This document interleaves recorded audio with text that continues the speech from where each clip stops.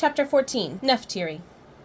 She slammed the door, not giving him a chance to argue or persuade her to stay. Magical casting sealed all entries with a ward to alert her of anyone bothering him. Maintaining a distance for the time being was her best option. Dreams rotated through nightmarish renditions on repeat, and Christian woke her before the shadows could have consumed them both. In near untraceable flashes, she blended with shadows to avoid being seen by early risers. She could not entertain kind chatter this evening. A party awaited them later in the night, and preparations needed her attention.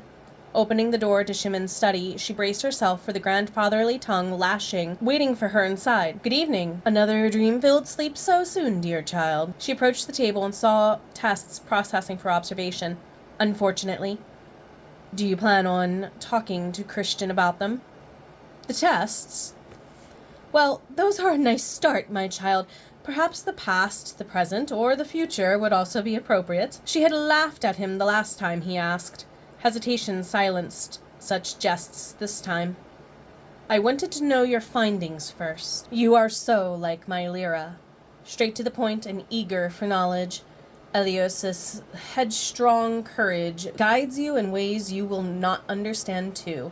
Your father, Justinianus, agreed. Your mother, Cetina, would admire the female of merit you are becoming." Shimon turned to the table. "And yet I have concerns about a certain human in connection to you too. Christian Sinclair is Silas the Slayer's son. The way his blood reacts to the tests indicate his birth is not as purely tied to the guild as the Imperial Lord Hunter was told to expect." "What do you mean?" "I do not believe Christian to be the governess's son." Shimon reached for 2 vials, one containing Christian samples and the other filled with a rusty-colored powder. Nephtyri felt a stirring urge that no human could understand. Neither of them knew how Hadomi obtained the dried blood of Baroness Sinclair, but they saved it for such tests as this. When Shimon dipped a needle into the powder, Christian's blood ate away at that of the woman who raised him. Nephtyri stared in amazement. "Hunter's blood is more acidic than normal human blood. Somehow, his is even more so. Like Merna blood. Carrying his pregnancy for any length of time would have... He would have eaten her flesh from the womb out." Shimon rubbed the bridge of his nose after she accepted the needle to study its bubbling end closer. "Christian has a different mother than his siblings." "How do you figure?" "I do not see a way of explaining his existence other than being swapped for a baby who did not survive." Shimon leveled a serious gaze at her, daring her to challenge his deduction. "His mother, his true birth mother, has Merna ancestry. Likely. You can see how blending Hunter and Merna blood is dangerous, Nephtyri. I admit, some apples stray far enough from the tree that they break off and replant into a new orchard. I shall spend time in my laboratory once we reach Sancta Terra, child. I will not fail you in what you seek. I wonder why the switch. And then to hide it? You know how harsh childbirth can be on our females.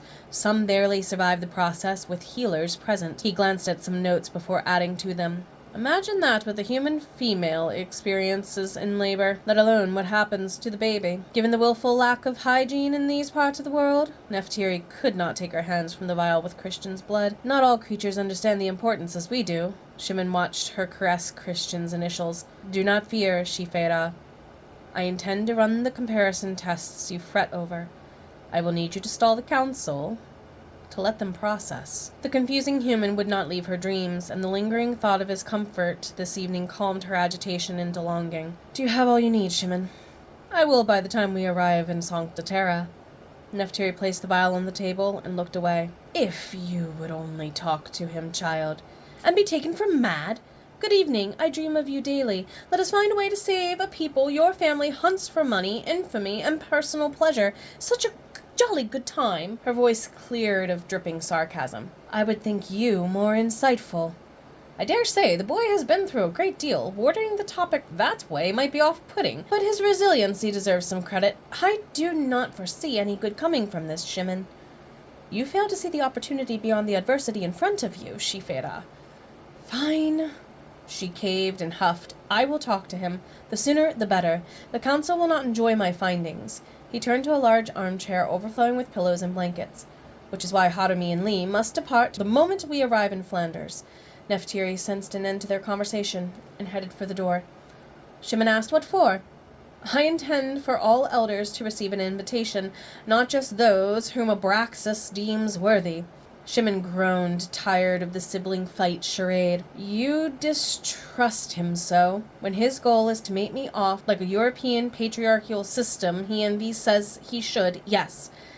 Unlike Nephthys and Set, we cannot be sibling spouses, so what else could he want?" "Abraxas worries for you, dear child."